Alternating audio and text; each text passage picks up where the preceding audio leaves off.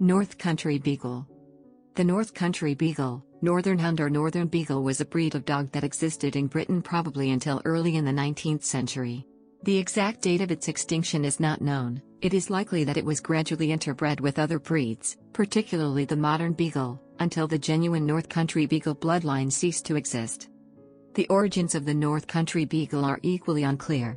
Most writers suggest that it was developed from the Talbot, whose origins are also uncertain, but which some have claimed originated in Normandy.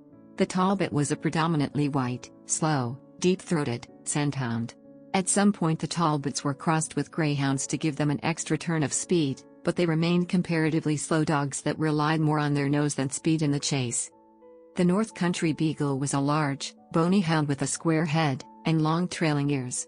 Chiefly bred in Yorkshire, it was common in the north of England, but below the River Trent the similar Southern Hound was more abundant. The North Country Beagle was a faster dog. In the British Encyclopedia of 1809, William Nicholson says that the North Country Beagle was kept by the dashing class of sportsmen because it could run down a brace before dinner, but although a good scent hound, was probably lacking in this ability when compared to the delicate nose of the Southern Hound.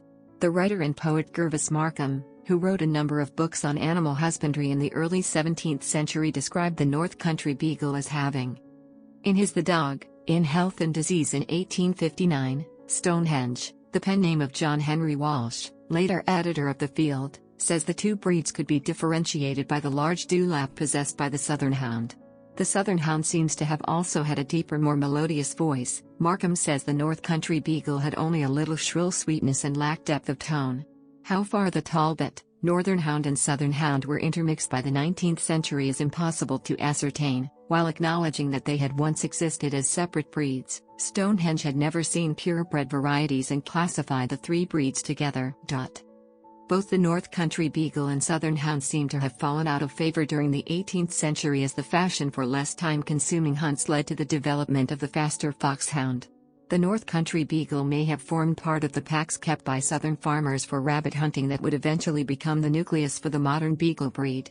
Stonehenge says that packs of hounds that resembled the description of the North Country Beagle still existed in Wales, Devon, Yorkshire and Sussex during the 19th century, but he was doubtful as to how far any of these packs truly represented any of the three early hound breeds.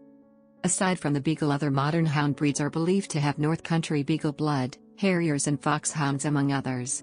Coonhounds and Bloodhounds are likely to have had more influence from the Southern Hound and Talbot lines, as they are excellent trackers but not as swift as other hound breeds. Notes.